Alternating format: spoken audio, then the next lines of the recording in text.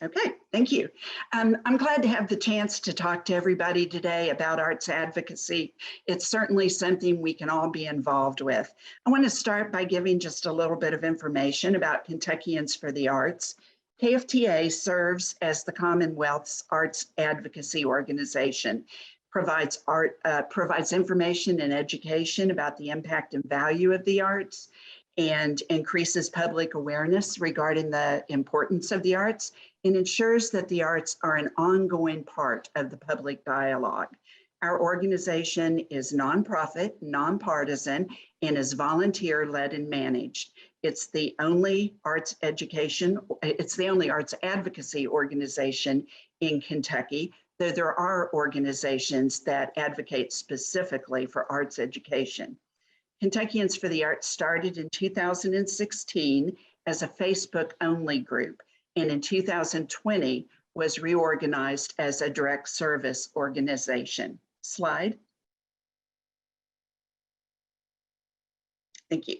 Today, I'm going to walk through steps for advocating directly to elected officials regarding a specific issue. That will include how to develop and present your message. This might be in response to a call for action from a source like Kentuckians for the Arts or Americans for the Arts, or a local policy or issue in your community that's going to have an effect on the arts and creative sector. I'll use examples for working with state legislators, but the process is easily translated to our congressional delegation or to your local elected officials. We'll also discuss how you can take action now in support of 7 federal creative industry bills that have been introduced in Congress, and some upcoming ways to both advocate for the arts and access some resources you can use to advocate effectively. Slide. So what is advocacy? Let's talk about that briefly for a moment. Very simply, advocacy is pleading or arguing in support of a cause, an issue, or a policy. This means presenting information to persuade others to support the cause. You can advocate for local, state, or national issues and policies, including increased funding. Arts advocacy is the process of supporting and promoting the arts, both broadly and specifically. And you can advocate for the arts by raising public awareness, ensuring that the arts are at the table when decisions are being made, conducting and presenting research about an issue, and actively lending your voice to bring about change. And we're going to talk specifically today about lending your voice to bring about change. Slide. So why should we advocate for the arts? As artists, arts administrators, arts educators, and arts supporters, we have the expertise and the firsthand knowledge to voice our opinion about decisions that are being made by policymakers at every level. These could be threats to policies or funding, or opportunities to take advantage of changes in the landscape.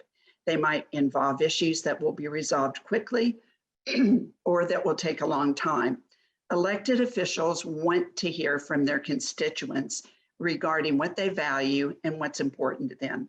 If they don't hear from the public about their interest in and opinions about policies for the arts, including funding, they assume that there's no interest or no need. Several years ago, I went to a community meeting, excuse me, about funding for the arts. The issue came up that local government didn't provide funding for the arts in the community, specifically to arts organizations, and several people in the audience spoke up in agreement. There was a city council member in attendance, and he spoke up and said that in all of his years on the council, and he'd been on the council for a long time, no one had ever approached him or come to the council to ask for funding for the arts. You have to speak up. And again, the most important thing to remember is if we don't advocate for the arts, who will?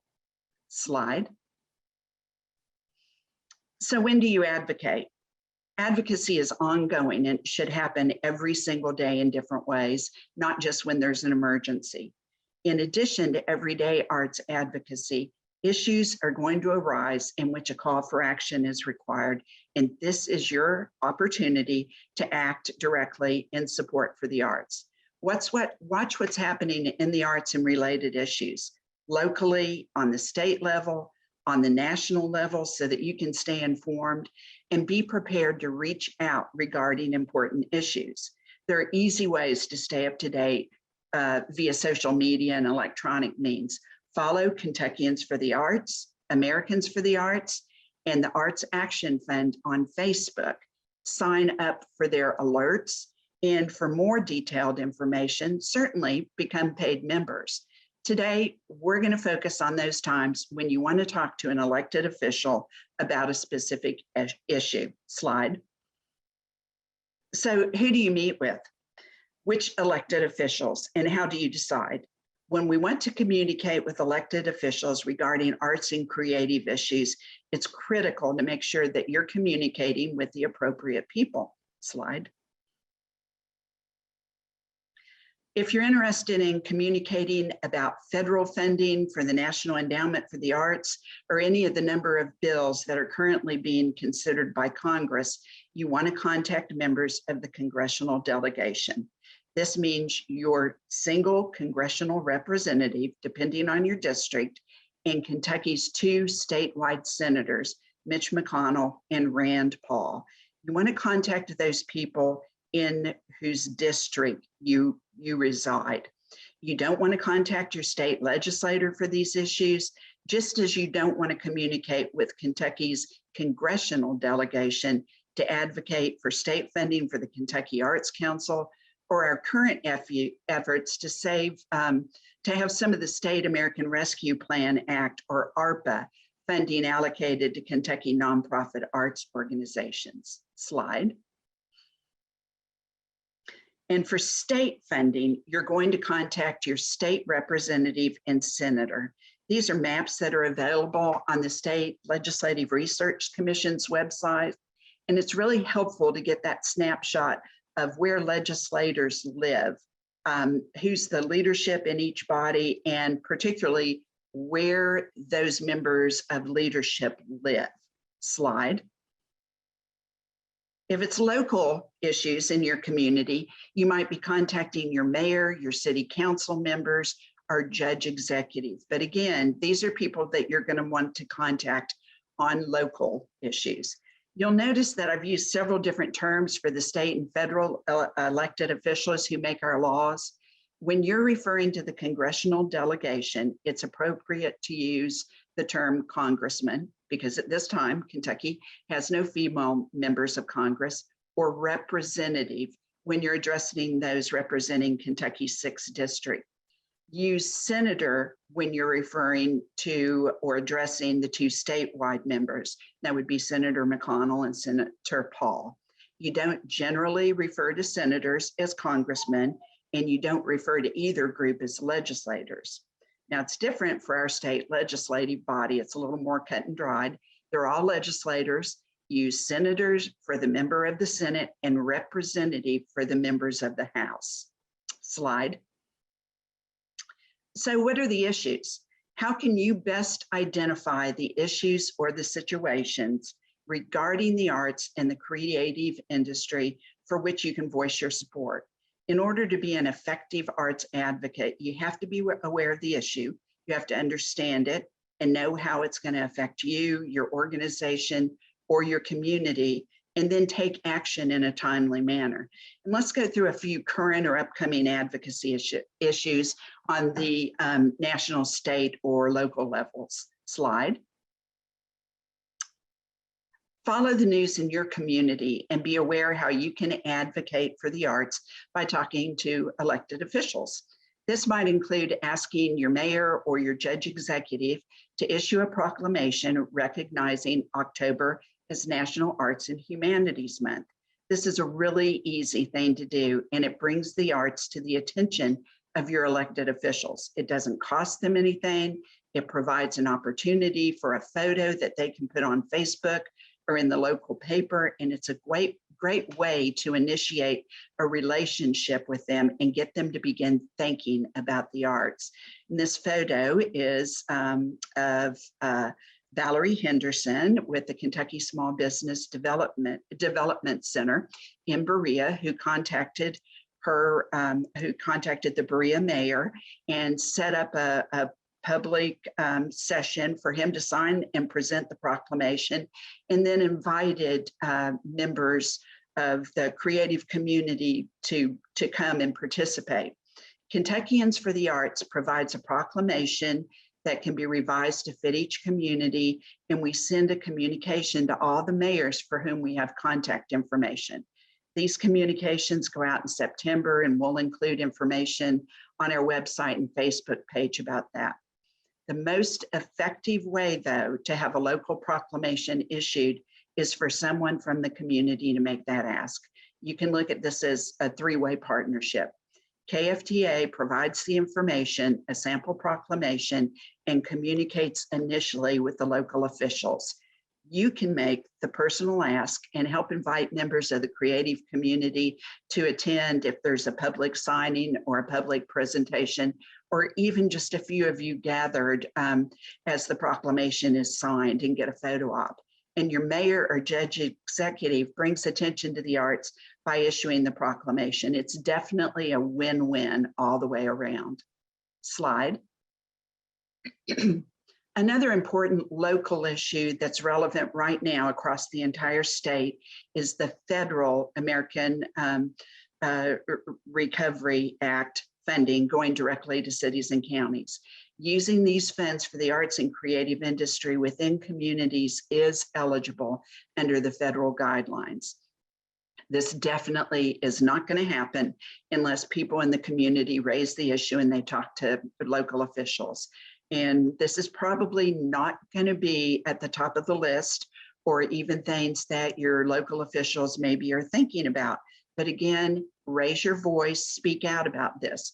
Local governments are working right now on their plans for allocation of these funds. And an interesting fact to keep in mind is that 68 of Kentucky's 120 counties are going to receive more money through the ARPA funds than their annual budget. So surely there's some money there for the arts and creative industry. Again, if people in the community don't speak up and make the case for why the arts and creative industry should be included in plans for the allocation of these funds, it won't happen. If you're interested in advocating for these funds in your community, on Tuesday, May the 10th at 3:00 p.m., Kentuckians for the Arts and the Kentucky Small Business Development Center in Berea are going to host a webinar on this issue. Pam Thomas, who's Senior Fellow at the Kentucky Center for Economic Policy, will present on the requirements and the possibility for the funding. And you can watch for more information about that via Facebook, either from the Kentuckians for the Arts or the Kentucky Small Business Development Center. Next slide, please. A current state issue that I've mentioned that's been long-term, very long-term, is the advocacy effort for ARPA funds going directly to Kentucky state government to be allocated to help Kentucky nonprofit arts organizations recover and rebuild from COVID. We all know how arts organizations have suffered during the pandemic, along with many other industries. Kentuckians for the Arts and the Fund for the Arts in Louisville formed a coalition about a year ago to work on this issue with support from KU and LG&E. This has been a long-term effort with many meetings with the governor and legislators. The governor included specific ARPA funding for the arts in his budget. The House did not. The Senate included the arts in the ARPA funding for nonprofits in their budget. And the final decision is going to be made in the conference committee, and that's being worked on right now. We've been communicating regularly with constituents to contact their legislators at various points to ask them to support this funding. And this is a perfect example of a call for action going out and then information being provided to show people how that can happen. Next slide, please. On the federal level, there are currently 7 bills that are being considered in Congress that support the creative industry. This is more at one time than at any other point in history. And it's really important for Congress to know that these are issues wanted and needed. Next slide. So now we get to the big how. What's the process to follow? How do you set up a meeting? What do you say? When is the appropriate time? So let's walk through making an appointment and meeting with a state legislator using a real life issue. Next slide. Okay, so you've received a call to action from Kentuckians for the Arts asking you to contact your state representative and state senator to ask for their support in allocating a portion of the state ARPA funds to help nonprofit arts organizations rebuild. You want to set up an appointment to meet with them in person. Next slide. First of all, you have to know who they are. You can go to the Legislative Research Commission website, click on Legislators in the toolbar, go to Who's My Legislator tab in the drop-down list.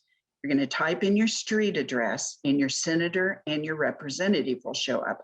I live in Midway, and so I use the address for the Midway post office, but all of Midway has the same 2 legislators. Now, you're going to notice something a little bit different here. There are 2 senators shown. That's because the state has been redistricted, as can happen every 10 years, but this is being appealed in court. So the Senate is using the new districts, the House is using the old districts, and LRC is choosing to show both the previous and the new Senate districts and the previous House districts. It's a little confusing. I had a conversation with LRC about this and asked how they're directing people, either to set up meetings or when they call to leave a message for their legislators. They're telling people to use the new Senate districts, but as they said to me, you can certainly contact anyone you want. So just kind of an interesting situation at the moment. This will not show up for everybody. It's just in those districts where they've been redistricted for the Senate. Next slide, please. So now you know who your legislators are. And when you click on bio link in the slide before, you'll be directed to their page. Notice what's included in the bio section. It's usually a couple of sentences, and this will come in handy as you prepare your message. Senator Kerr has both her home and her office phone number listed. You're going to want to use her office phone number and call to set up an appointment to meet with her. You won't speak to her directly when you do this. You'll speak to one of the assistants in the office who work with several of the legislators, and they'll help you set up an appointment. If you're planning on taking multiple people with you who will be in the meeting, make sure that you provide everyone's names. They'll want to know that, and they'll want to know also your affiliation if you have one. The meeting will likely not be scheduled for more than 30 minutes, particularly during the legislative session. There's a chance you might not have any more than 15 minutes, so be prepared for that. Next slide. If you're able to set up a meeting in person, you need to do that. Always plan to meet in the elected officials' space unless they suggest otherwise. Having the opportunity to meet in person is always the best strategy. But as we've increasingly learned over the last 2 years, there are other ways to communicate, and these can also be effective. It's important to keep in mind that time is limited. If it's not possible to meet in person, request to meet via Zoom or excuse me, another virtual conferencing platform. It's always helpful to be able to put a name with a face. This is a Zoom meeting that Kentuckians for the Arts held last year with Congressman Yarmouth from Louisville when we were conducting meetings with our congressional delegation about support for art policy and funding issues in Congress. And excuse me, you can see everybody here is able to see each other. That's a good thing to do. You're going to want to select, in addition to perhaps statewide representatives like Kentuckians for the Arts represented, you're going to want to have people from that specific congressional district to also speak to the issue. Of course, if it's not possible to meet in person or via Zoom call, you can ask for an appointment for a phone call. Next slide, please. So you have your appointment and now you need to develop your message. If you're following up on a call to action, you'll have gotten information about the issue and the request. This is just your starting point. You want to explain how the issue is going to affect you. Are you with an organization? Are you an artist? Do you have children or grandchildren who participate in arts activities? Are you an arts educator? Use a personal story. You also want to use data. Remember, no data without a story, no story without the data. The issue and the data can be included in a one-page handout that you leave behind. And this is something you can often access from either Kentuckians for the Arts or Americans for the Arts, or something that you produce yourself. A handout is helpful, but not essential. You don't, however, want to give them several different pages to keep up with. Really a one pager, it can be front and back, that's the best. Tie the issue back to your legislator if at all possible. Find out more about your officials. Do they have an apparent interest in or connection to the arts? Are they on caucuses or committees that can be tied to the arts, like tourism or education? And let's go back to Senator Kerr for a minute. We saw from her bio that she has a bachelor's in education and music and a master's in higher ed. So education and music are important to her. When I recently met with her to discuss the needs for the ARPA funding for the arts, we discussed how arts organization and schools both had been affected by COVID. It was really easy to tie in what I know about her with the issue I had come to discuss, and she was obviously interested. It might not always be that easy, however. Be sure to make that connection when you're meeting with someone. Don't leave it up to them to make it by themselves. Slide. If there are going to be multiple people in the meeting to present the issue, plan your meeting beforehand. Decide who will begin and what points each of you are going to make without being repetitive. If you're doing a Zoom call, using a written agenda is really helpful. You can send it to each member of the group beforehand so they can be familiar with it and they can refer to it during the call. Kentuckians for the Arts holds meetings with our congressional delegation in the spring, and we have those coming up first week of April this year. And we want to make sure that they're aware of the bills pertaining to arts education, funding for the arts, creative industry policy bills, and to ask for their support.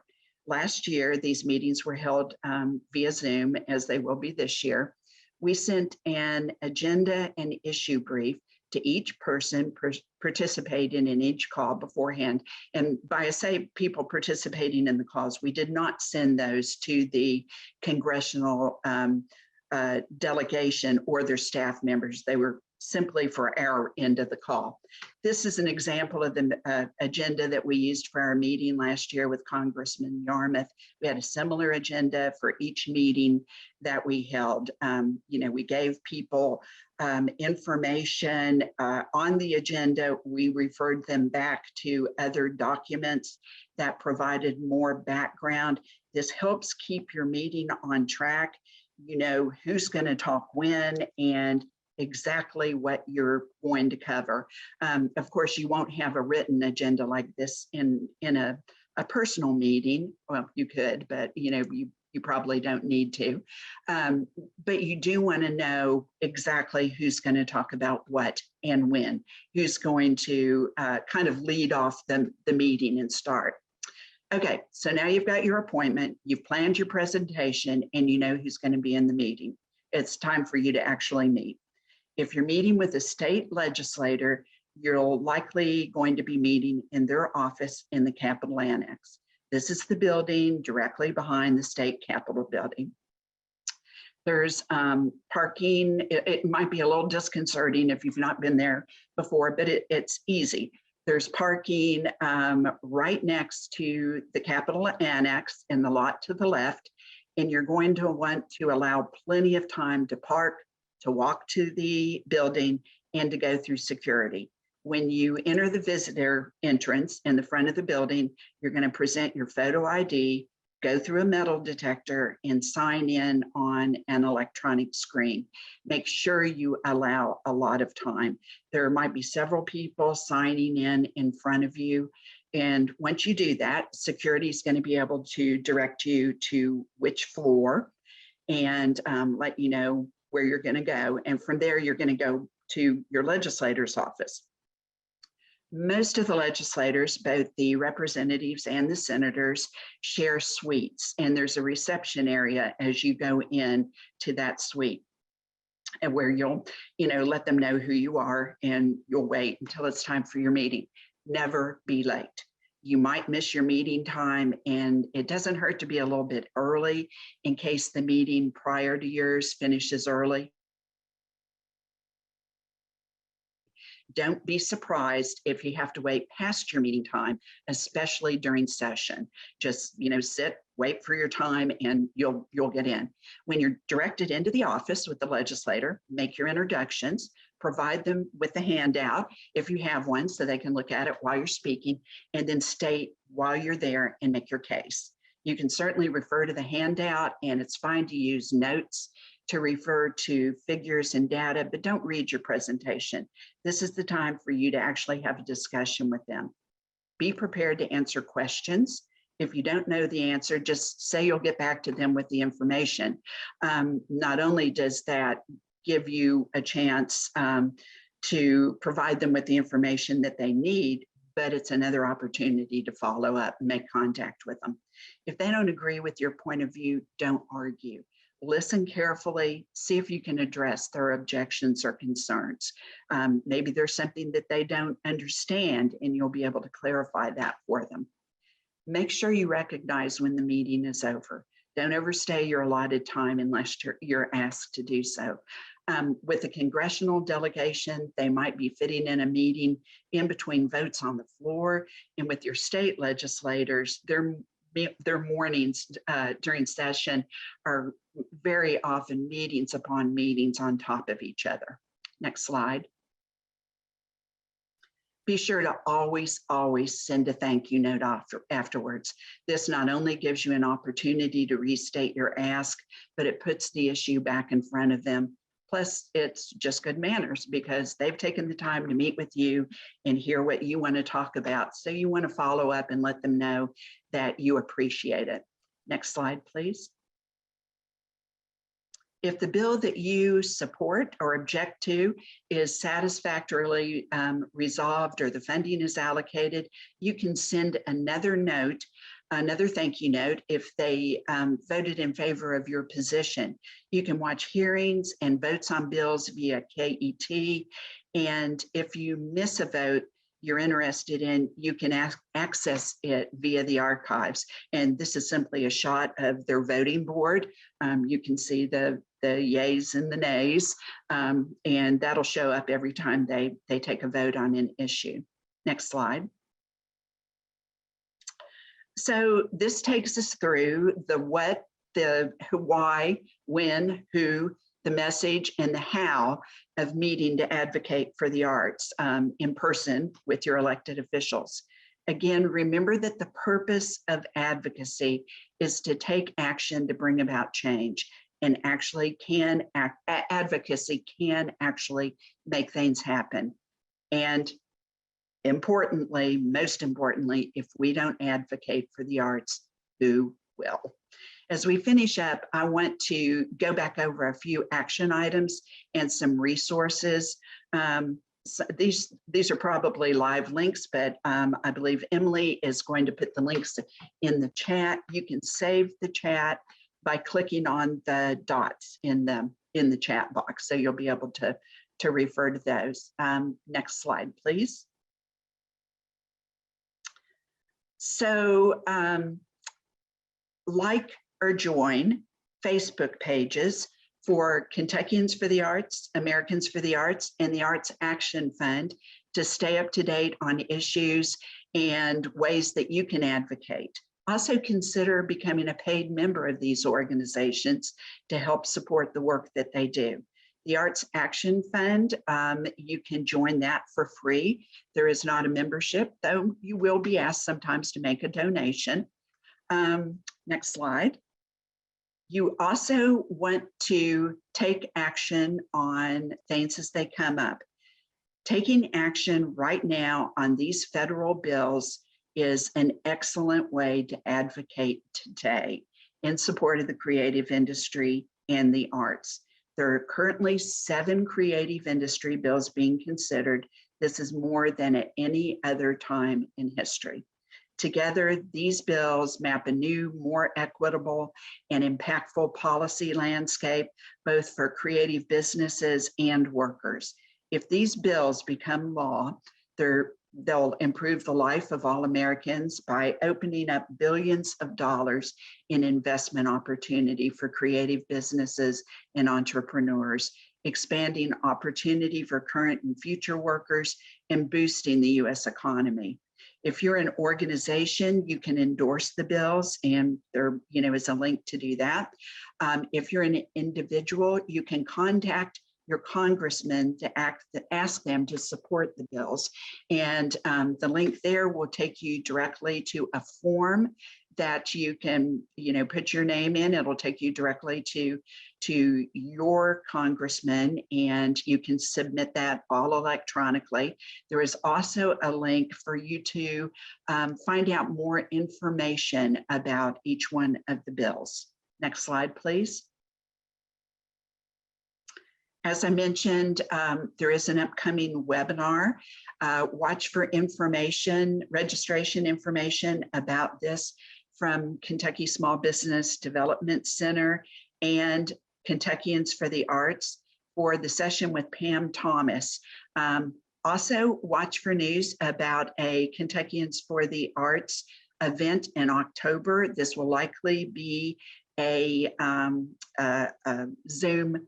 Zoom event. Even as things get easier with the pandemic, I think we have learned that Zoom makes it possible for people all over the state to more easily participate in things.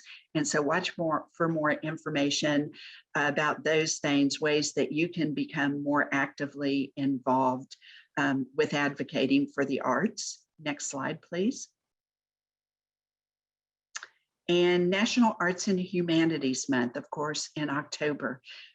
We have a sample of a proclamation here that was used by one of our communities, a little bit of information about National Arts and Humanities Month. And you definitely want to try to do that in your community. Bring more attention to the arts. And again, this is kind of a first step at advocating with your public officials if you haven't had a chance to do that yet. So you'll receive more information about that. And final slide, please. And that concludes the presentation for today. Again, here's information on how to contact Kentuckians for the Arts, both the website and the Facebook page. And certainly contact us if you have any questions, or we can help you with anything. And I don't know if there are any questions, but if there are, I think we have a little bit of information to follow up on those.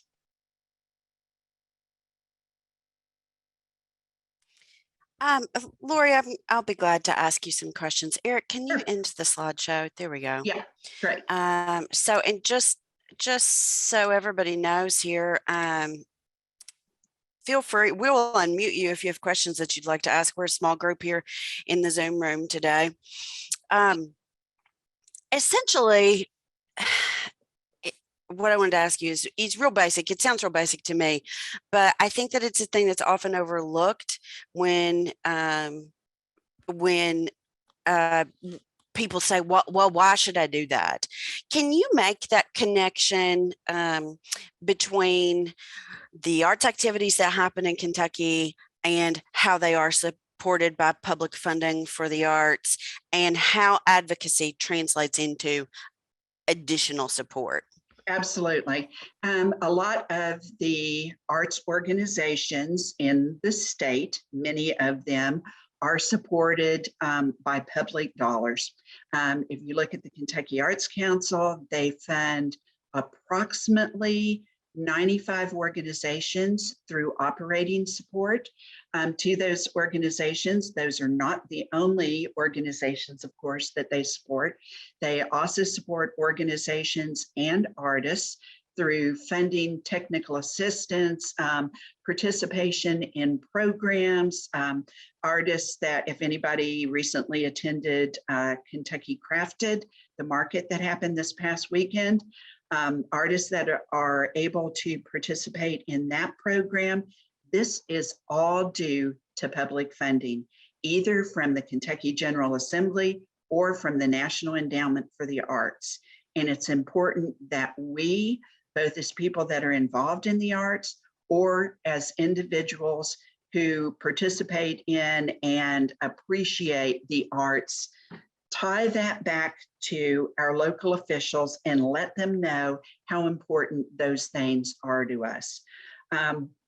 There are organizations that in their local communities receive funding from the local community, from maybe city government for the arts. Again, the same thing. These are public dollars, and we need to make the case for the importance of those public dollars to be able to let us appreciate and enjoy and engage in the arts as we want to. I'll go back to the ARPA funding for a few minutes. This relief funding for the arts, the federal relief funding, has already provided some support to the Kentucky Arts Council. It's provided support to the National Endowment for the Arts, and that's how the Arts Council got their money, to South Arts, and to individual organizations that applied and received on their own. So it's critical. There are also a lot of states where funding has gone from the state government ARPA funds to the arts overall in the state. Those states are doing it. There's no reason why Kentucky can't do it. So I think anytime you do that, I think people understand that they are attending an event that is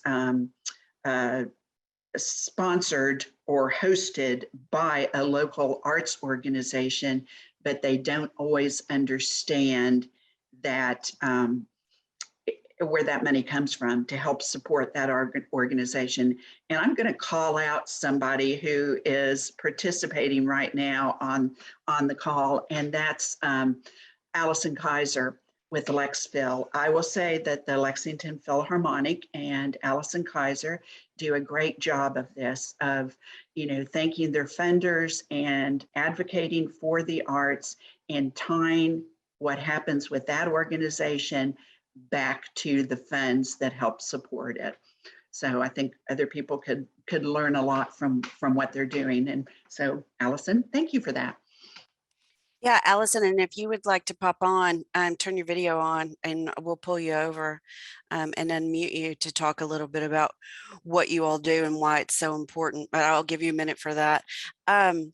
Lori, one of the things that we hear a lot of is, I actually have two more questions for you. This is one of them, is I can't do it. I'm afraid.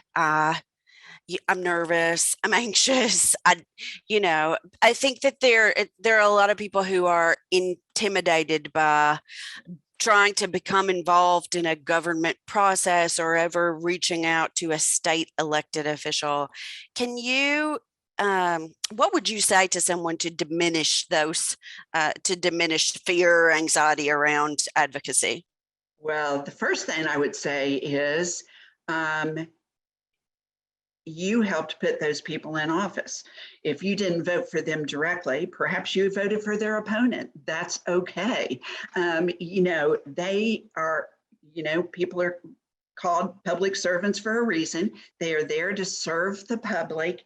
And, it is really, I think, your duty as a constituent to let them know what you think, whether you support something, whether you don't support something. They want your input. They really do. And, you know, it might be a little bit nerve-wracking at the moment, you know, the first time that you do it. But actually, I think it's fun. You know, I think it's, you get to hear what they think, you get to hear their opinions. I think one of the most interesting things that comes out of meetings that I have had is how those people are maybe connected to the arts, and you would have never even thought of that.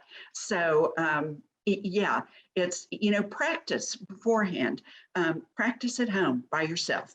You know, that makes it easier. So you're be familiar with the content, you know, what you want to talk about. And if they ask you something you don't understand, don't worry about it. You know, you can get the information, and just be honest with them. You know, you're there to express your opinion. You're not expected to be an expert on everything. Thanks. Allison, I'm going to unmute you here in just a second. Allison Kaiser came on. Can you, I don't know, can you unmute yourself? I don't know if you can or not. Okay, you can. Can you just talk a little bit about Lori? Lori mentioned, you know, how effective she thinks your advocacy efforts are there. Can you talk a little bit about what you do and why that's so important to you, and if it's really a part of your culture? Yeah, thank you. And thank you, Lori. I feel like we never do enough. I'll say that right up front. And it is, you know, you have to schedule in, especially for organizations. And we've been through a time that has been crazy busy in odd ways that then do not always produce something we can point to for the work that we've put into it. But I want to flip the story just a little bit here. And I feel like it's not only important to communicate with our elected officials and make sure that they're aware of the activities that we do, but I also use it as an education tool for my board, because it helps them to understand how we are part of a larger universe. And it helps them to be able to put into maybe more context the role that we think we're communicating, that we play in the community. But this causes you to really crystallize when you're trying to do advocacy with your elected officials, and you have to condense everything into your most important talking points. It causes us to have to crystallize all this, not only in our own minds, but for our board. And so, you know, using that as a teaching tool is circular. And I think that that's part of the importance of this. And especially as we've gone through COVID, and the impacts on the arts have been drastic. And, you know, helping our board members to understand that larger universe, and then giving them the language and the tools to be able to go out and do something. And we shouldn't feel like we're imposing on our board members or our legislators. We're not really asking them any favors. We're asking them to do the jobs that they signed up for, and helping them to understand what those jobs are. So yeah, I again, I just want to circle back and say, I don't feel like we can ever do enough on this. And I've been responding to the Americans for the Arts and the links that you all put into the chat. And I need to circle back and do the individual link. We've done it as an organization. We've done the contacts and communications, but we need to circle back now. And I need to get my board members to go through that link for individuals to advocate now. Right. I just want to mention one other thing specifically that Lexville did 4 years ago, 2018, when the Kentucky Arts Council budget was being severely threatened, and did end up resulting in a huge loss, reduction in funding to the organization. And I remember at that time that Lexville actually created an insert for their concert programs. And I don't know if you remember that, Allison, but I do, for their concert programs, to let people know about that and ask them to advocate in support of and the that Arts kind of Council thing is funding. easy. I mean, it takes time to create, the graphic and get it through the print process, but it's really a very easy way to communicate. Now that we're doing so much more online, I have been in conversation with our marketing and graphic design staff members. How do we do that now when, for example, our program books are predominantly online, where we're doing very little print? Part of the reason we're doing very little print is because it's expensive, and we don't have the resources that we had in 2019. So all of this is circular, and getting our elected officials to understand the importance of Kentucky Arts Council dollars. And, even if you have to use that as an example, you can't print a program book because it's so expensive, and the resources need to be increased to be able to do that sort of thing. It just make as many real life examples as you can when you're in conversation with your elected officials. And don't be surprised, there will be some elected officials that are much more open to hearing from you and much more supportive, and as long as you keep them in the loop, sort of, even when we're not advocating for certain things, they become real champions. And we've got a couple of those with, through the work that we've done with the Philharmonic, but a couple out of all of the elected officials isn't enough to sometimes get bills passed. That's great. Thank you. So Allison, thank you. Sorry to put you in the hot seat and be like, I see you out there. Come on here, Allison. But I do appreciate you coming on. I see in the chat, Dave Blevins, who is on our staff, said he had a question for Lori. Dave, I'm going to ask, oh, wait, where'd you go? I'm going to ask you to unmute.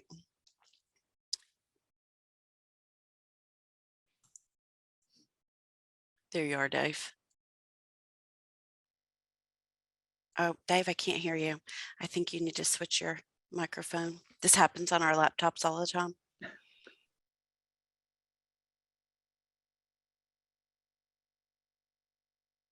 Do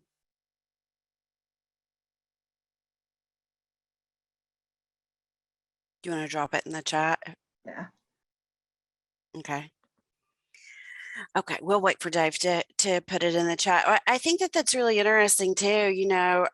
One of the things that Allison just said about what happens when I get rejected, what happens when somebody says to me, thanks, but no thanks. I'm not interested in what you're interested in. I mean, how do you respond to that? Don't take it personally.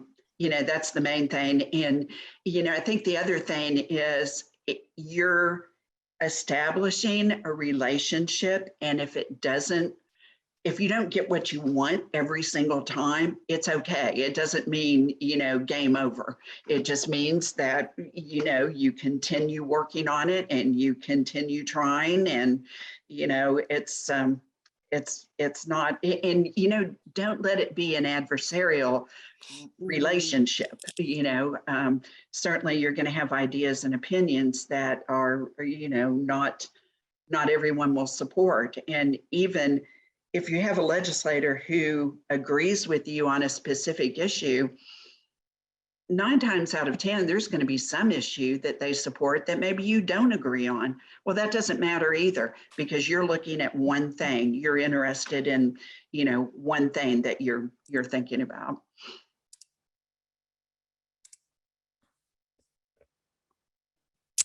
What have you found in your conversations? I know you've been having a lot of conversations with legislators lately. What have you found?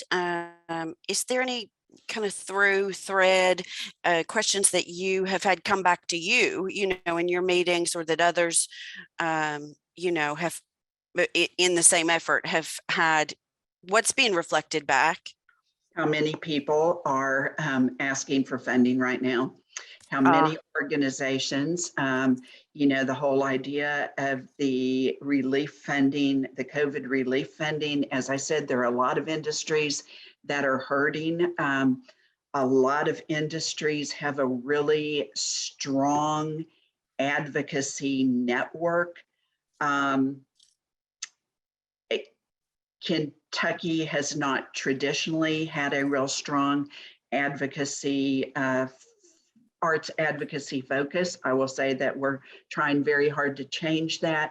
But yeah, that's the main thing. It's not so much, no, we don't think the arts should get any money. It's how many other people are looking for funding right now. Mm-hmm. So, which is another reason not to, okay, if things don't work, then, you go back and you try again on other things. You don't give up and say, well, it's obvious that the legislature cares nothing for funding for the arts. You just, it's just one point in time. Yeah, it's interesting because you hear the same thing reflected in conversations with artists, that they feel like they shouldn't ask sometimes for support because they know that the human need, is so much. But also when you say back to them, this is how your sector has been affected. It is disproportionately affected, as we know from all of the data. Right. Then it's important because we're really talking about a loss of arts and culture. Absolutely. American arts and culture. Yeah. Absolutely. Kentucky arts and culture. Yeah. Okay. Dave put his question in the chat. So this is a good one. What's the best way for artists to make the connection with local leaders that they are small business owners? There's a stigma that being an artist is just a hobby, so leaders do not consider their impact as a business. Well said, Dave. Good question.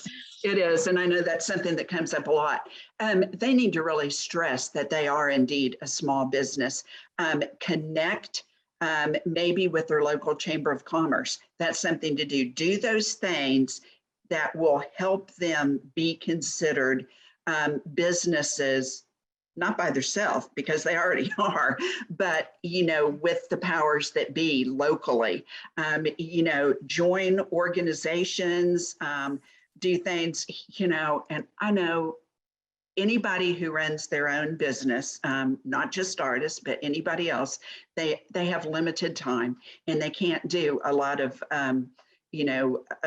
outside things like that. But in this case, you need to think of it as one of the things you have to do to run your business. If you live in a small community and there's like a merchants association, something like that, which there often is, join that. Get connected with the community and make sure that you're seen as a local business. The things that I was talking about, some of the easy things like National Arts and Humanities Month. Okay, so contact your mayor and say, hey, will you do a proclamation? And then you submit it to the newspaper and you include yourself, not as an individual, but your business. Every way that you can promote yourself as a business. And you might have to say to people over and over, and I have been self-employed. I had a business as an artist. I know what that's like, and people do. They seem to consider, especially if you don't have an open storefront or something like that, they do tend to consider you as a hobbyist, and you just need to, every opportunity that you have, stress the fact that you are indeed a business. And that also goes back, I'll just put in this plug too. When people contact you and they say, will you do this for free? Hold your ground and say no. Just unless it's some kind of thing that you really, really support, it's like, oh, well, you work from home and you're an artist, and will you donate this, or will you give your time for this, or whatever? No, you're a business. You deserve to be paid just like every other business.